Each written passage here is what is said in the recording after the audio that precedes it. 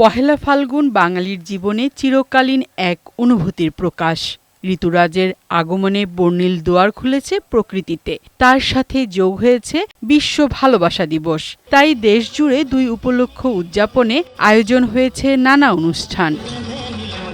বর্ণিল আয়োজনে চট্টগ্রামে উদযাপিত হচ্ছে বসন্ত উৎসব। শীতকে বিদায় জানানোর মধ্য দিয়ে বসন্তকে বরণ করে নিতে নগরীর বিভিন্ন সংগঠন পালন করে নানা অনুষ্ঠান।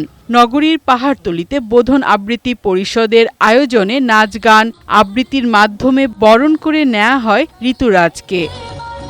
এছাড়া সিআরবি, টাইগার পাস সহ নানা স্থানে সাংস্কৃতিক উৎসবের আয়োজন করে বিভিন্ন সংগঠন। ভালোবাসার বিকল্প কিছু নাই, মানুষের মধ্যে ভালোবাসার বোধটা জাগ্রত হোক। আমরা সবাই মানুষ ভেবে বসন্ত উৎসব একসাথে কাটাতে পারি, এটাই কামনা। বসন্ত উৎসব বার্তা দেয় যে চারপাশটা এত রঙিন আর এত সুন্দর, সেই বার্তাটাই আমরা বসন্ত থেকে পাই।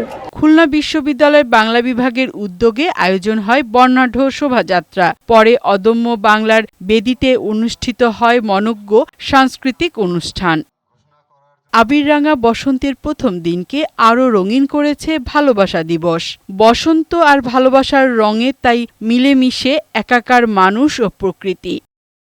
বাসন্তী সাজ, আনন্দ আর রঙের ছটায় ভালোবাসার এই বিশেষ দিন উদযাপন করতে পেরে উচ্ছ্বসিত নগরবাসী। যেহেতু ভালোবাসার মানুষ, বাচ্চা কাচ্চা সব সংসার এত বছরের, সো সব নিয়ে ভালোবাসা ফাল্গুন দিতেই পালন করার জন্য বের হই। আমি, আমার হাজব্যান্ড, আমার বাবুকে নিয়ে বেরিয়েছি। আসলে আমার পুরো পরিবারই আছে।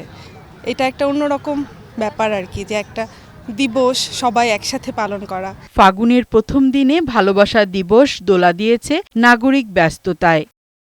ফারহানা শিমু, বৈশাখী সংবাদ।